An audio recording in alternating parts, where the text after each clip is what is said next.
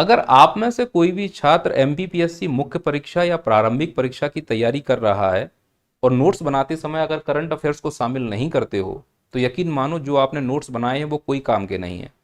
क्योंकि सभी लोग ऑनलाइन क्लासेस कर रहे हैं, कोई घरेलू महिला है, कोई अंडर ग्रेजुएशन छात्र है, कोई नौकरी पर है, समय उतना ही मिलता है। और नोट्स जो हमने बनाए हैं, अगर वो एग्ज़ाम में काम में नहीं आए तो कोई मतलब नहीं है उन नोट्स का। तो नोट्स को अपडेट कैसे करना है, करंट अफेयर्स कैसे जोड़ा जाना है, उसी संबंध में यह वीडियो है। अगर आप एमपीपीएससी के नोट्स बना रहे हैं तो प्रतिदिन अखबार पढ़ें और उन अखबार में आई हुई खबरों को अपने नोट्स में शामिल करें। कैसे, देखो मैं समझाता हूं। जैसे आज का अखबार पढ़ा, इस पे लिखा है उपराष्ट्रपति धनखड़ ने 2 साल पहले ही पद छोड़ा। खबर का मतलब यह है कि उपराष्ट्रपति जी ने पद से इस्तीफा दे दिया। अब यह खबर हमारे मेंस या प्रीलिम्स में कहीं काम का है, तो उसके लिए तो हमको सिलेबस देखना पड़ेगा। तो जब मुख्य परीक्षा का सिलेबस देखते हैं तो वहां पर भी है, और प्रारंभिक परीक्षा का सिलेबस देखते हैं तो वहां पर भी है। तो मैं थोड़ी देर के लिए मानकर चलता हूं कि आप एमपीपीएससी 2026 प्रीलिम्स की तैयारी कर रहे हो, और प्रीलिम्स में पहले पेपर में 10 यूनिट हैं, जिसमें 5वें नंबर की यूनिट में लिखा हुआ है भारत एवं मध्य प्रदेश की संवैधानिक व्यवस्था, यानी पॉलिटी। और वहां पर जब हम पहली या दूसरी लाइन पढ़ते हैं तो लिखा होता है राष्ट्रपति, और यहां लिखा है संसद। कहीं भी उपराष्ट्रपति शब्द का जिक्र नहीं है। तो सर क्या अब ये खबर हमारे लिए काम की है? थोड़ा सा और समझिए, सिलेबस को डिकोड करते हैं। जो ये संसद है, ये किससे मिलकर बनी होती है? लोकसभा, राज्यसभा और राष्ट्रपति, इन तीनों से मिलकर भारत की संसद बनी हुई है। अब लोकसभा में लोकसभा अध्यक्ष होता है, और राज्यसभा में राज्यसभा का सभापति होता है। तुम्हें मालूम है राज्यसभा का सभापति कौन होता है? जवाब है भारत का उपराष्ट्रपति तो राज्यसभा का पदेन सभापति होता है। खुद ही वह राज्यसभा का सभापति हो जाएगा जैसे ही वो उपराष्ट्रपति की शपथ लेगा।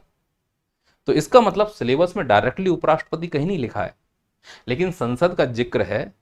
तो इस हिसाब से जो ये खबर है ये हमारे लिए बड़ी महत्वपूर्ण हो गई। अगर यह खबर चर्चा में है तो क्या बताओ इस साल इससे प्रश्न बनने की संभावना है?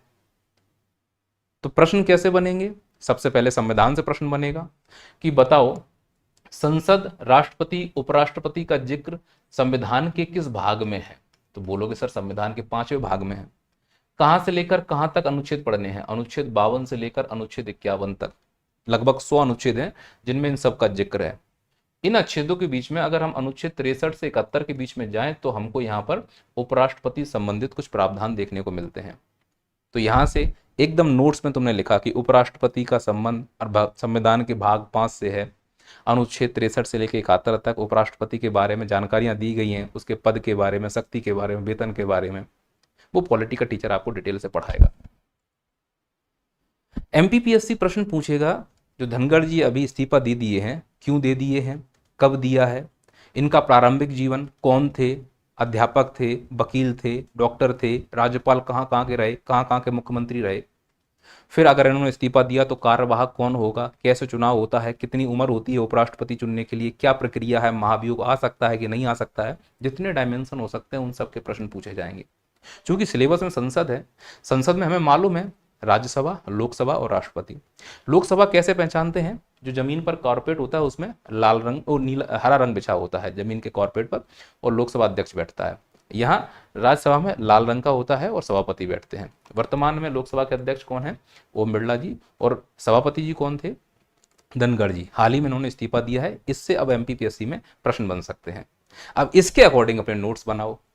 तो देखते हैं कि सोचो कैसे प्रश्न बना सकता है एग्जामिनर अगर इस टॉपिक से प्रश्न बनाएगा। जैसे पहला प्रश्न, जगदीप धनखड़ ने उपराष्ट्रपति पद से इस्तीफा कब दिया? चूंकि ये अभी आज ही या कल की घटना है तो हमारे लिए ऐसा लग रहा है कि बिल्कुल नया प्रश्न पूछ दिया है, पर यह 1 साल के बाद, 6 महीने के बाद करंट अफेयर्स बन जाएगा, यह इतिहास बन जाएगा और प्रश्न पूछा जाएगा ऐसे ही। कब दिया? 24 जुलाई 2024 में, जुलाई 2025 में, जनवरी 2025 में, मार्च 2025 में। कब दिया? तो सीधी सी बात है कि 21 जुलाई 2025 को माननीय उपराष्ट्रपति जी ने इस्तीफा दे दिया है। कब दिया है? 21 जुलाई, यानी कल के दिन की बात है यह।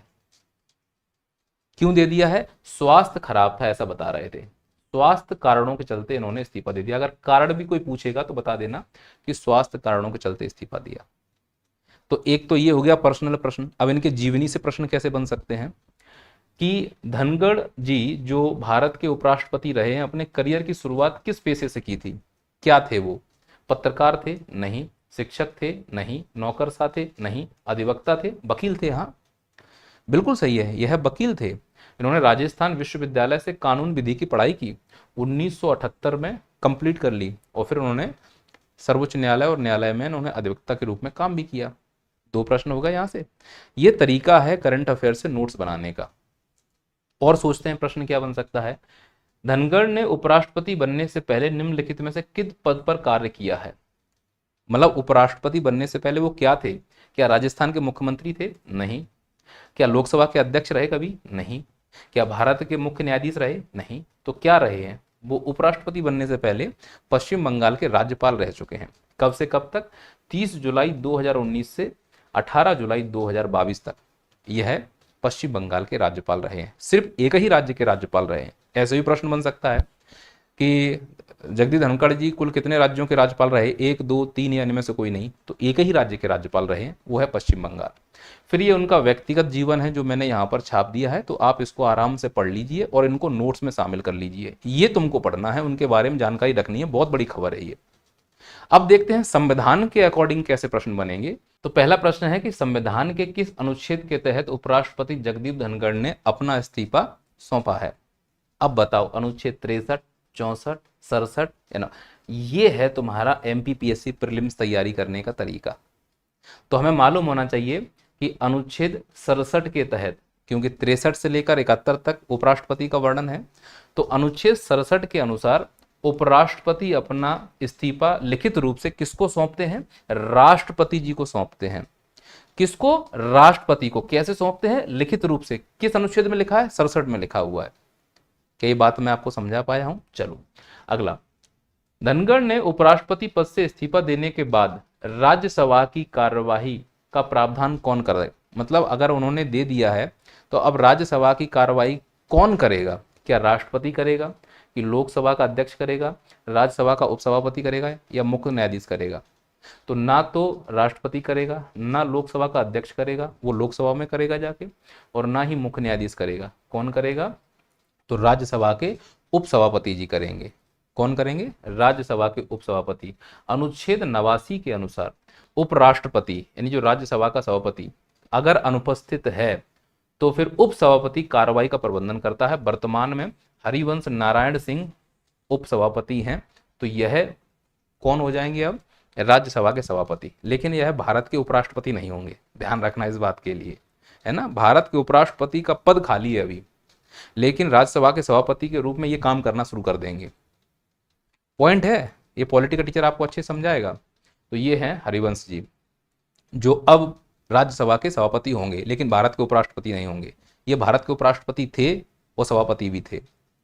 पॉइंट समझ पा रहे हैं आप? उपराष्ट्रपति के रूप में धनखड़ जी को हटाने के लिए प्रस्ताव को पहले कहां प्रस्तुत करना होगा?